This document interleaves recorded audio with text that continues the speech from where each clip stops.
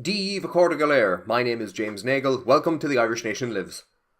By May of 1918, the British had suffered heavy casualties in the First World War due to the German Spring Offensive. Irish units in particular were under strength due to a drop-off in volunteers from the island, and an attempt to introduce conscription was met with nationwide resistance. The British believed that if they could remove the leadership of the anti-conscription campaign, that resistance would collapse, and they believed that they had been presented with an opportunity to do so. On the 12th of April, Joseph Dowling was dropped off on the west coast of Ireland by a German submarine. Dowling had fought with the British Expeditionary Forces at the start of the war, but after his capture he joined the Irish Brigade, a unit made up of Irish prisoners of war, which Roger Casement planned to use in the 1916 Rising. Only 58 men ever joined the brigade though, and Casement returned to Ireland without them, where he was captured before the Rising began and executed on the 3rd of August 1916. Dowling was captured shortly after he landed and was taken to London, where he was interrogated at New Scotland Yard. On the 22nd of April 1918, the night before a nationwide strike in Ireland to oppose conscription, Dowling admitted that he had been sent by the Germans to open a communication channel with the Irish Republican Brotherhood, the secret oath-bound society that had planned the 1916 Rising.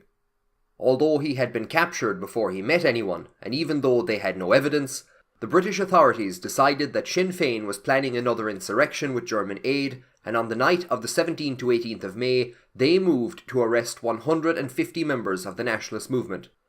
Michael Collins and others had received intelligence about the arrests, and many evaded capture, but in total, 73 members of Sinn Féin and cultural organisations like the Gaelic Athletic Association and the Gaelic League were arrested and deported to prisons in England.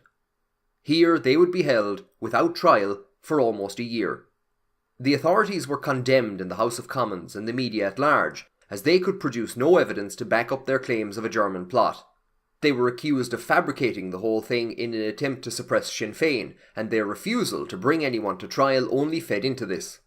Instead of weakening opposition to conscription, they strengthened it, and their imprisonment provided Sinn Féin with a propaganda coup, which it used to great effect at a by-election in East Cavan in June, and later at the general elections in December.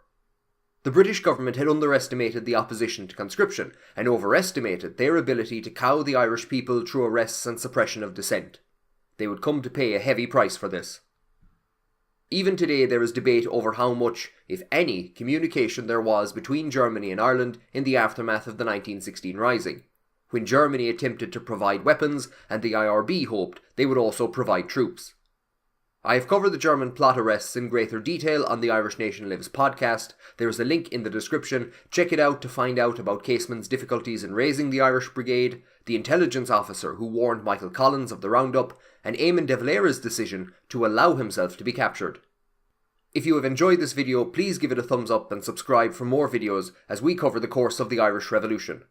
Make sure to follow the Irish Nation Lives Twitter and Facebook pages. If you have any questions on this or any other episode, you can ask them there. Accordia, thank you for joining me on the Irish Nation Lives. Slán go fóill.